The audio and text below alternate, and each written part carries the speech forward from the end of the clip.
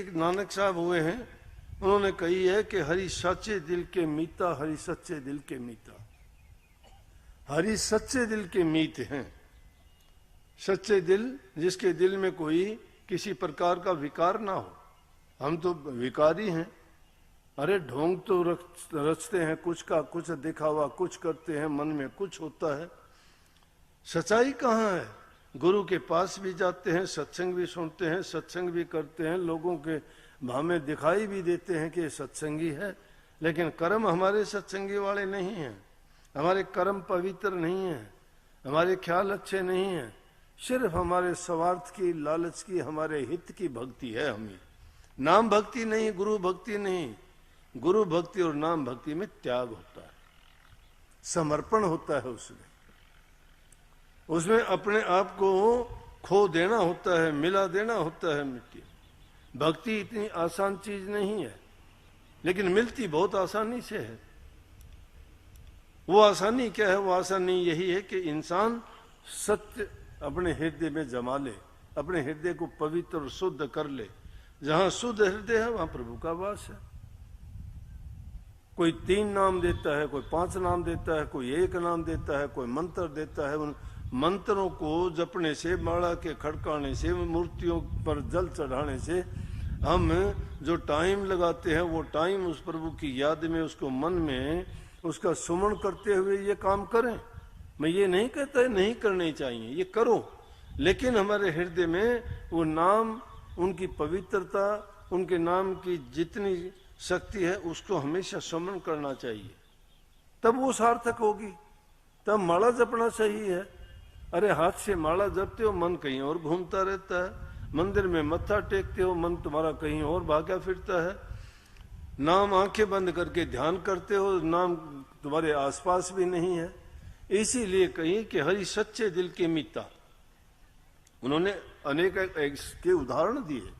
ये उदाहरण हमारे सच्चे हों, झूठे हों, कैसे भी हों, लेकिन हमारे विचारों को शक्ति देने के लिए बहुत बड़ी चीज है।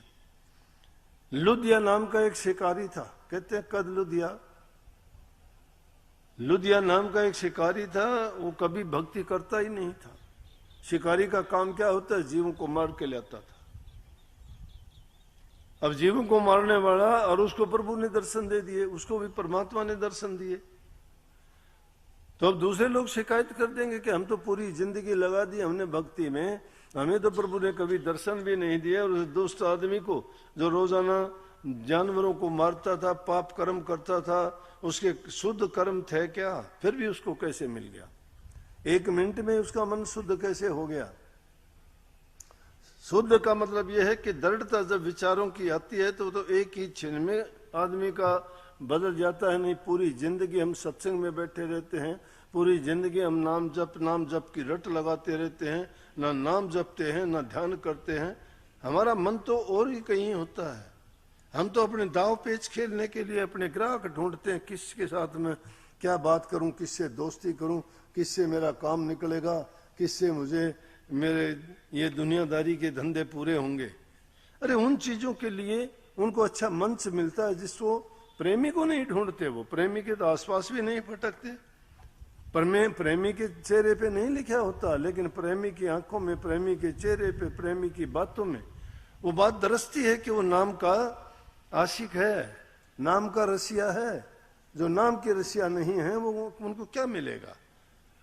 प्रभु की भक्ति में न जाति देखी जाती है, न धर्म देखा जाता है, उनमें कर्म देखा जाता है। जिसके सत्य कर्म हैं, शुद्ध कर्म हैं, और जो नेक नीति से काम करता है, प्रभु उनके पास होता है, उनसे दूर कभी होता ही नहीं है।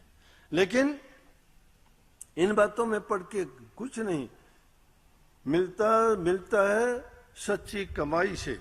सच्ची कमाई वो किसी चीज की भी हो। पहली कमाई दुनियादारी के कामों की है, दूसरी कमाई नाम भक्ति की है।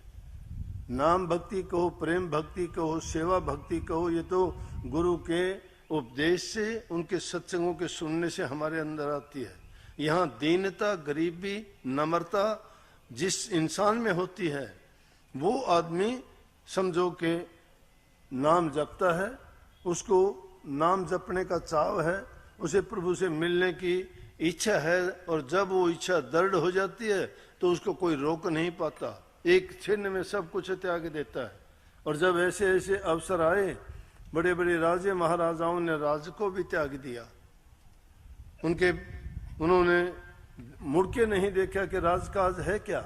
लेकिन कब आई वो दशा, वो जब सच्ची लगन उनके दिल में लगी, सच्ची लगन जब लगी। लेकिन इस युग में संतों ने तो इतना आसान कर दिया कि घर गृहस्थी के संसारिक कामों को करते रहो, कोई दिक्कत नहीं, करो, लेकिन उन कामों में भी सच्चे बरतो।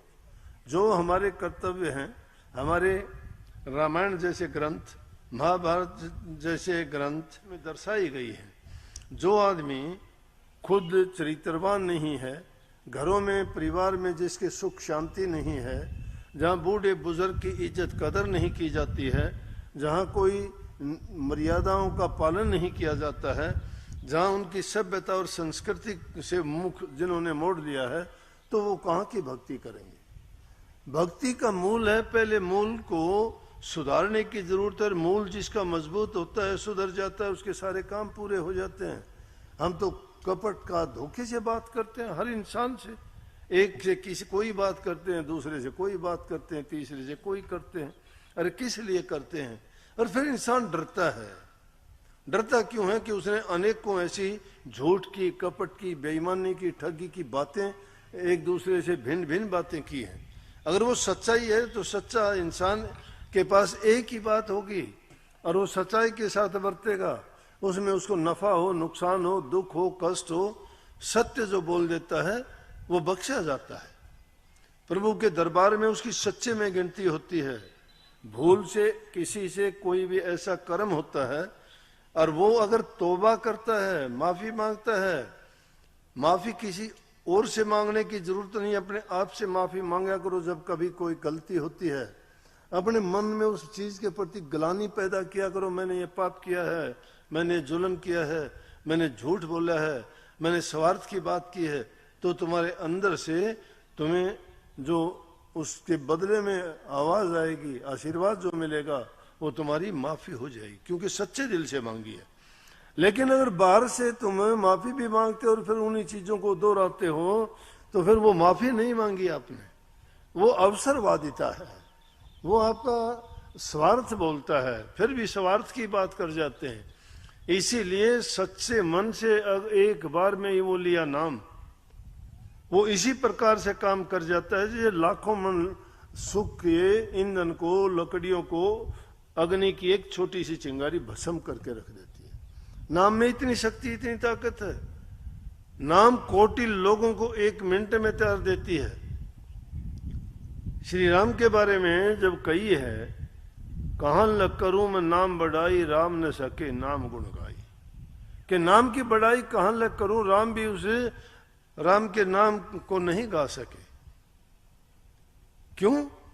कि राम ने एक तापस तेरी अतारी, नाम ने कोटि खलक को मत सुधारी। कोटि खलक, कोटि लोगों को नाम ने सुधार दिया। स्वाभाविक बात है, इस दुनियादारी का जो खेल है, इसमें माया अपना खेल करती है, काल का साम्राज्य है। उससे पहले इन्होंने सब गाया था, वो काल के बारे में था। अरे काल तो खड़ा ही रहता है, वो कभी रुकता नहीं है, चलता रहता है। युग के युग पलट गए, सतयुग गया, त्रेता गया, द्वापर गया, कलयुग भी चला जाएगा, फिर वही चक्कर चलेगा, फिर वही सतयुग त्रेता द्वापर आएंगे। लेकिन हम जिस युग में आए हैं उसी को क्यों नहीं सतयुग बना लेते, जहाँ नाम भक्ति होती है, जहाँ आपस में प्रेम है, प्यार है, जहाँ घरों में बूढ़े माँ बाप, सास ससुर की सेवा होती है, जहाँ दीन गरीब दुखी की मदद की जाती है।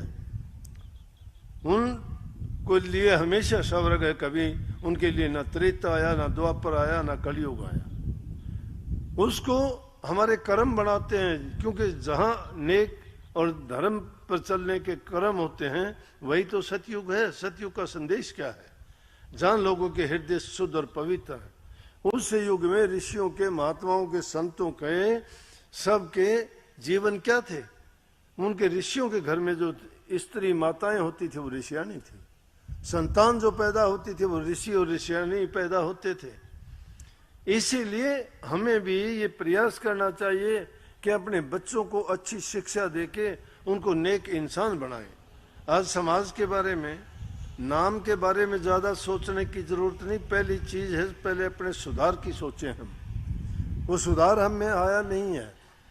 समाज किस ओर जा रहा है? नशे की प्रवृत्ति बढ़ती जा रही है, एक दूसरे में बैर दुश्मनी की भावना बढ़ती जा रही है। आदमी खुद चाहता है कि सिर्फ मैं इस जिंदा रहूं, बाकी मेरी तरफ से सारे संसार मर जाए चाहे। लेकिन ये स्वार्थ का जो जीवन है, ये आपाधापी का जो जीवन है, इसीलिए इस समाज को दूषित किया है। और वो बीमारी फैलते फैलते फैल जाती है, बुराई ज्यादा फैलती है, सच्चाई प्रचार करने से, फैलाने से भी बड़ी कठिन नहीं फैलती। उसको बहुत, उसका चलने का जो चाल है बड़ी धीमी गति से चलती है, लेकिन बुराई बड़ी तेज दौड़ती है। एक छोटी सी कोई बुरी बात हो, उससे दूसरे से तीसरे से चौथे से देखोगे मिनटों में दुनिया के एक किनारे से दूसरे किनारे पे पहुंच जाती है। और जब अच्छी कोई बात होती है तो उसका पता ही नहीं लगता कि क्या हुआ, कब हुआ, कैसे हुआ। इसलिए उस बुराई को रोकने की जरूरत है।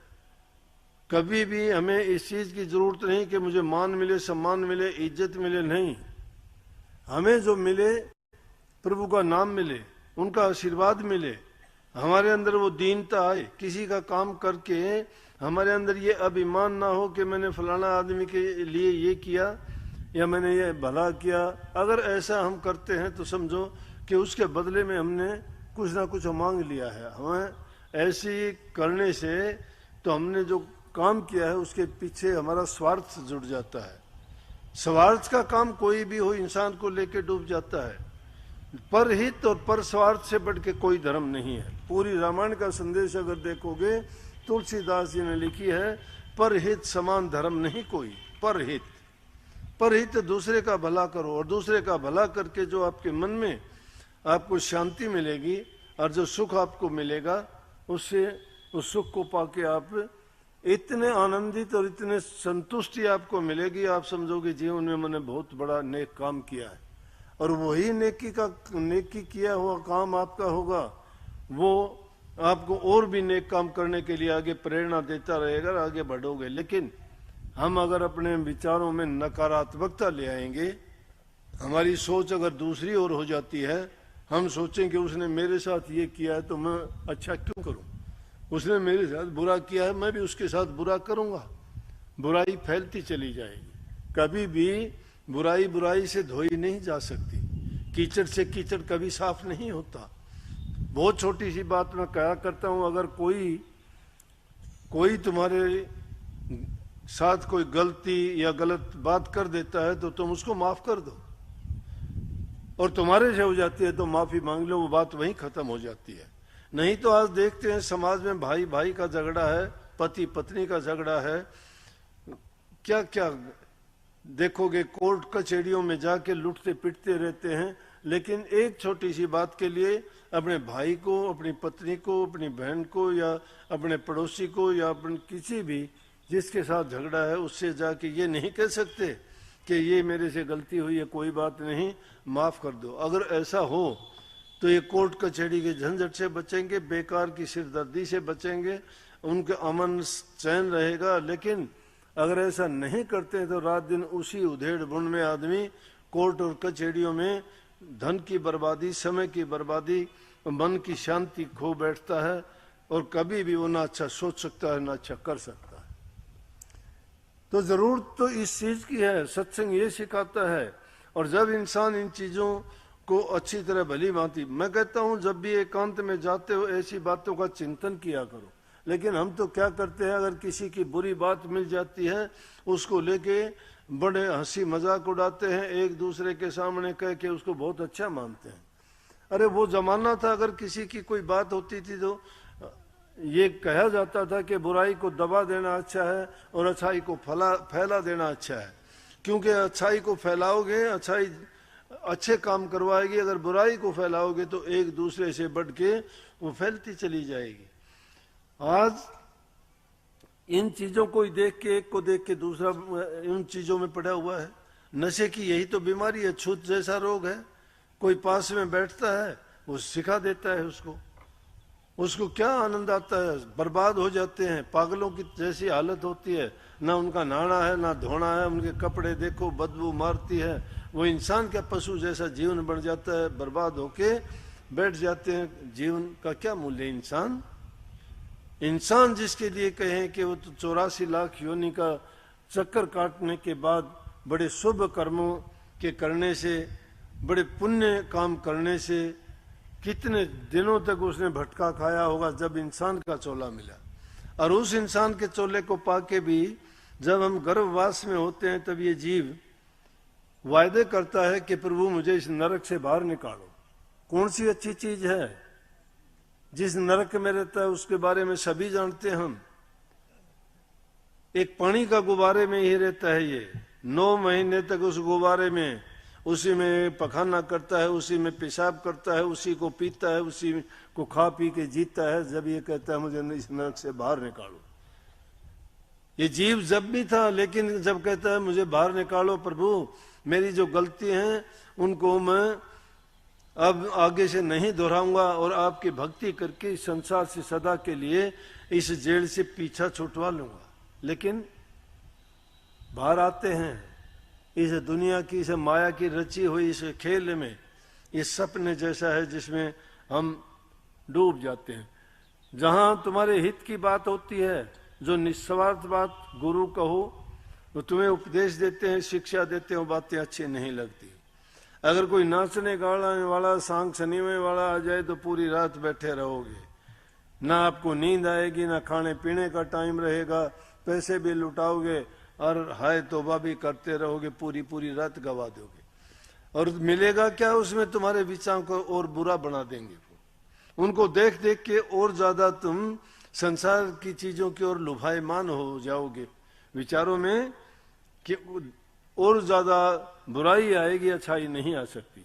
इसलिए संतों के सत्संग में जब जाओगे वो तुम्हारे हित की बात कहेंगे, सारी की सारी तुम्हारे हित के लिए ही, लेकिन उनमें मन नहीं लगता। मन जो है संसार के पदार्थों का भोगी है, और जो भोगी बनता है वो भोग के बाद में रोग होता है इंसान को, और रोग के बाद में आपको पता है चिल्लाता है, रोता है, शिकायत करता है, उसको क्या हो जाता है? भोगता है, रोग हो जाता है, रोग के बाद में शोक होता है, दुख, और दुख को लिए घूमता है, और फिर कहता है कि मैंने अपनी गलतियां की थी और उन गलतियों को मैं भुगत रहा हूं। जब वक्त रहता है, जब चेतता नहीं है, सुनता नहीं है, सुधारता नहीं है, उस भौरे की तरह से एक फूल को देख के दूसरे की तरफ भागता है, भागते भागते जिंदगी बीत जाती है, लेकिन उसको कहीं भी चैन और शांति नहीं मिलती। अगर घूम घुमा के देखोगे तो एक प्रभु के चरणों में जो प्रेम और शांति है वो कहीं भी संसार की किसी दूसरी चीज में नहीं है। फिर भी हम क्या करते हैं कि ये जानते हुए, ये हमें नहीं पता, भूले हुए थे भी, लेकिन संत सतगुरु हमारे ग्रंथों में लिखे महापुरुषों के लेख हमें याद दिलाते हैं कि इस जीव की ये हालत होती है। जो त्रिकालदर्शी थे, जिन्होंने भूत भविष्य और वर्तमान के बारे में सब कुछ लिखा, सब कुछ बताया, समझाया, और उसके बावजूद भी कितना ही कह लो, क्या कान में रांग भर रखा है हमारे, सुनते हैं मानते नहीं, सुनते उन बातों को मानते नहीं। जब तक मानते नहीं हो आपके लिए क्या सत्संग मायने रखता है? जिस बात को सुन लिया उसको मानते हो तो हम मानेंगे कि हाँ आपने सुना है उस बात को। जब मानते ही नहीं, उस पर चलते नहीं, उस पर अमल नहीं करते, तो आपने कुछ नहीं सुना, आपने कुछ नहीं किया, समय की बर्बादी की है, आके यूं ही बैठ के चले गए।